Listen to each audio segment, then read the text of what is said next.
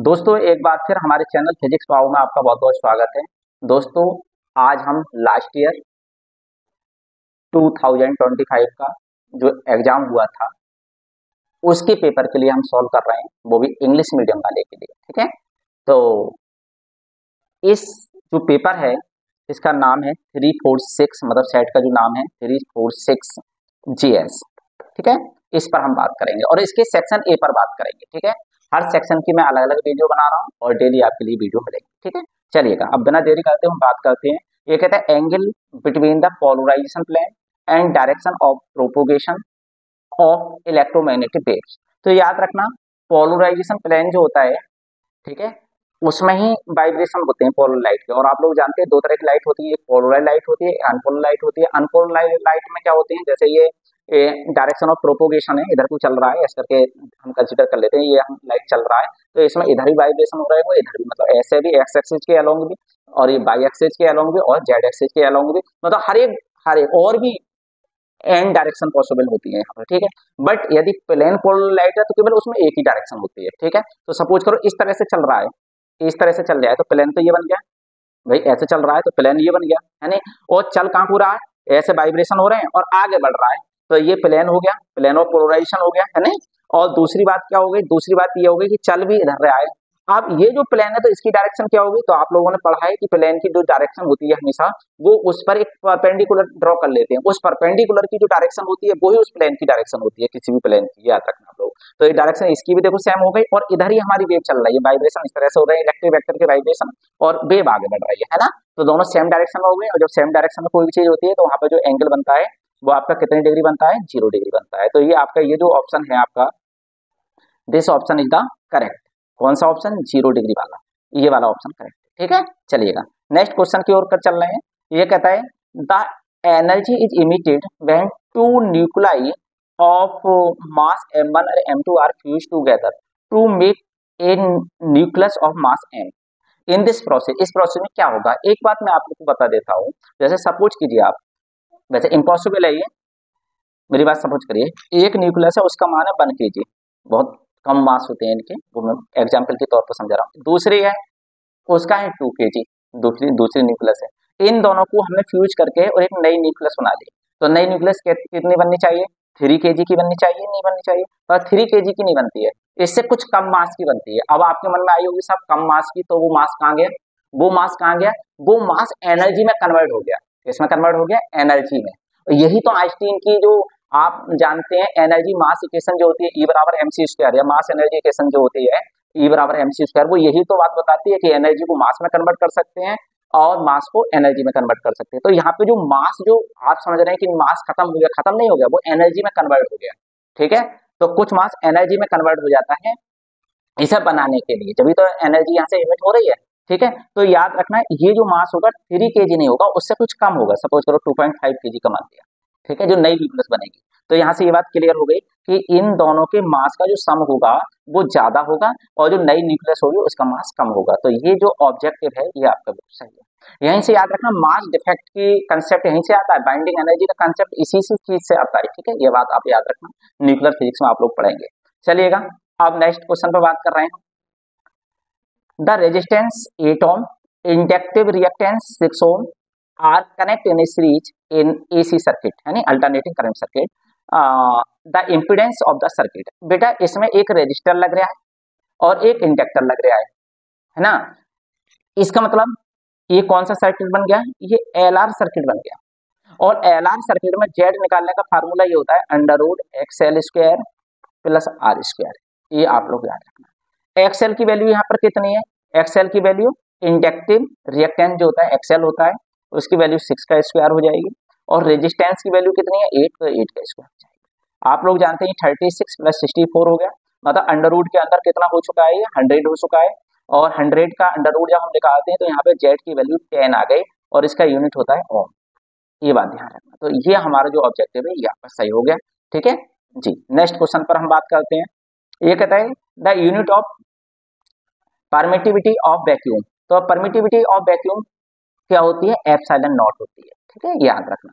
और परमेबिलिटी क्या होती है, वो म्यू नॉट होती है ऑफ वैक्यूम। ठीक है, तो एप्सिलॉन नॉट दिमाग में आ गया। एप्सिलॉन नॉट दिमाग में आने के बाद आपके टाइम तुरंत कूलाम्स लॉ आ जाना चाहिए दिमाग में। कूलाम्स लॉ क्या होता है, F equal to 1/4 pi epsilon naught Q1 Q2 upon R²। यहीं से यूनिट और डायमेंशन वगैरह निकालनी हो तो यहीं से निकालो आप। तो यहाँ से एप्सिलॉन नॉट को हम ऊपर निकाल लेते हैं, जब ऊपर ले लेते हैं तो एप्सिलॉन नॉट बराबर क्या हो जाएगा, ये चीज ऊपर पहुंच जाएगी, अपॉन में आ जाएगी, तो ये हो जाएगा 1/4 पाई F Q1 Q2 upon R², ये हो जाएगा। अब यहाँ पे हम क्या बताना चाह रहे हैं, हम बताने ये चाह रहे हैं कि इसका यहाँ से यूनिट बनानी है हमें। तो यूनिट क्या बनी, Q1 Q2, Q1 की यूनिट क्या होती है, कूलाम होती है। तो कूलाम कूलाम क्या हो गया, कूलाम स्क्वायर हो गई ये यूनिट। यहाँ पे 4 पाई कांस्टेंट है, इसी को यूनिट नहीं होगी। F की होगी न्यूटन, और R की क्या होती है आप सब लोग जानते हैं, R डिस्टेंस है तो मीटर स्क्वायर हो जाएगी। तो देखो ये वाला जो ऑब्जेक्टिव है आपका ये करेक्ट है।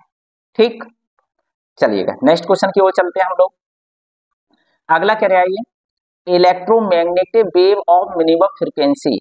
ये पूछ रहा है मिनिमम फ्रीक्वेंसी की इलेक्ट्रोमैग्नेटिक वेव कौन सी होती है। तो आप लोग याद रखना इलेक्ट्रोमैग्नेटिक वेव की आपके लिए यदि देखनी है तो याद रखना इलेक्ट्रोमैग्नेटिक वेव के लिए एक ट्रिक है। ठीक है, ट्रिक क्या है याद रखो, GAU मतलब गांव। ठीक है, इन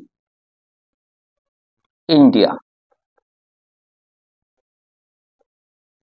में, गांव इंडिया में माइक्रो नहीं रहे, ये याद रखना। अब आपके मन मारे गुरुजी ये क्या लिख दिया, बताते हैं। जी का मतलब है गामा रेज, ये सब इलेक्ट्रोमैग्नेटिक वेव है। ठीक है, आपने इलेक्ट्रोमैग्नेटिक वेव का चैप्टर पढ़ा होगा तब ये पता होगी, सब इलेक्ट्रोमैग्नेटिक वेव होती है। ठीक है, गांव बी, बी और लगा देना, गांव बी। ठीक है, जी का मतलब है यहाँ गामा, ए का मतलब है एक्सरे, बी का मतलब है, यू का मतलब है अल्ट्रावायलेट, यूवी। ठीक है, अल्ट्रावायलेट के बाद आती है आपके पास बी का मतलब है यहाँ विजिबल। ठीक है, विजिबल के बाद आती है आपकी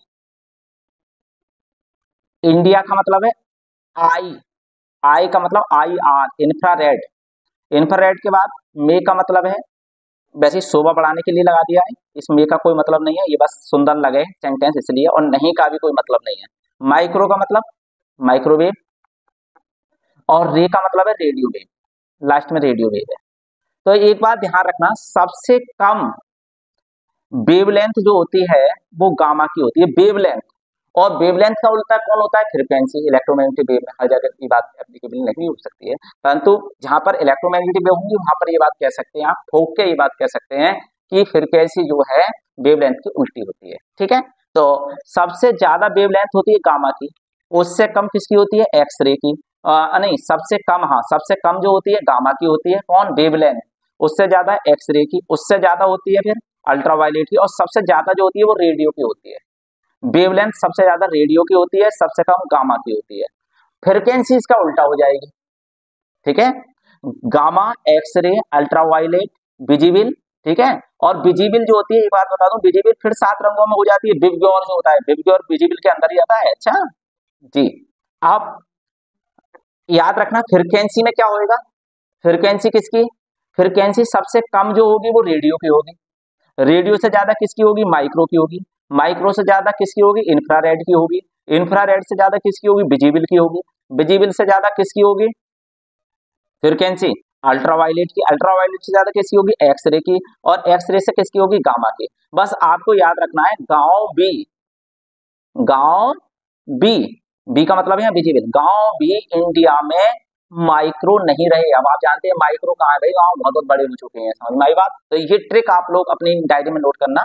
ठीक है जी, तो याद रखना, यहाँ से हम देखते हैं कि ये कहता है मिनिमम फ्रीक्वेंसी, सबसे कम फ्रीक्वेंसी। तो सबसे कम फ्रीक्वेंसी इधर की चीजें देखो, इधर की है ना, तो इधर हम क्या देखते हैं, एक्स तो इधर है, एक्स की तो ज्यादा होगी फ्रीक्वेंसी। ठीक है, और अल्ट्रावायलेट उसकी भी ज्यादा होगी, है ना, विजिबल इसमें है ही नहीं, गामा की सबसे ज्यादा फ्रीक्वेंसी होगी। ठीक है, क्योंकि इसकी वेवलेंथ सबसे कम है। तो इधर आ जाओ, इधर कौन है, माइक्रो।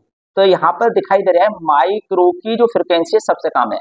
यदि इसमें माइक्रो की जगह रेडियो होता तो उसकी और भी कम होती। और याद रखना रेडियो के आगे टीवी होता है, टीवी की और भी कम हो जाती है। सबसे कम जो फ्रिक्वेंसी होती है वो टीवी की होती है, समझ में आई बात, रेडियो से भी कम होती है, और वेवलेंथ सबसे ज्यादा होती है, रेडियो से भी ज्यादा होती है, टीवी शब्द और इसमें इंक्लूड कर लेना, ठीक है। तो यहाँ से ये जो आपका ऑब्जेक्टिव है चौथा माइक्रोवेव, ये आपका ऑप्शन जो है बिल्कुल करेक्ट हो चुका है, ठीक है। चलिएगा नेक्स्ट क्वेश्चन की ओर चलते हैं हम लोग। नेक्स्ट क्वेश्चन है हमारा जी, नेक्स्ट क्वेश्चन ये है, बहुत अच्छा क्वेश्चन है। ये कहता है how does the magnetic susceptibility काई, इसे काई बोलते हैं, of the paramagnetic change absolute temperature. तो याद रखना पैरामैग्नेटिक जितने भी सब्सटेंस होते हैं उनकी जो मैग्नेटिक सस्केप्टिबिलिटी होती है वो टी के इनवर्सली प्रोपोर्शनल होती है, अर्थात इसमें ये जो ऑब्जेक्टिव है वो सही है। और पैरा की जगह यदि इसमें डाई मैग्नेटिक शब्द आ जाता, डाई मैग्नेटिक शब्द आ जाता, पैरा की जगह डाई मैग्नेटिक, तो फिर उसमें कांस्टेंट हो जाती है, फिर काई की वैल्यू क्या होती है, कांस्टेंट होगी, तो वो टेम्परेचर पर डिपेंड नहीं करती है, ठीक है। काई की वैल्यू टेम्परेचर पर डिपेंड नहीं करती है नहीं, तो काई कांस्टेंट बोल सकते हैं, ठीक है। या इन कांस्टेंट की जगह इंडिपेंडेंट लिख रहा हो तो बहुत अच्छी बात है, ठीक है जी। चलिएगा, तो यहाँ हमारा आंसर खत्म हो जाता है, ठीक है। अगले और यदि किसी बच्चे के लिए किसी क्वेश्चन में कोई प्रॉब्लम आ रही है तो रात को अपनी लाइव क्लास चलती है, आप लोग उसमें बता दीजिए कि हम इंग्लिश मीडियम के बच्चे हैं, हमारा ये क्वेश्चन प्रॉब्लम कर रहा है, तो हम उसमें आपके सोल्यूशन देने की कोशिश करेंगे विदाउट एनी कॉस्ट, ठीक है। तो थैंक यू सभी मेरे प्यारे बच्चों के लिए, आप लोग को मेहनत करिए, अपने माँ बापों, गुरुजनों, अपने विद्यालय सबका नाम रोशन करिए। Thank you very much all of you.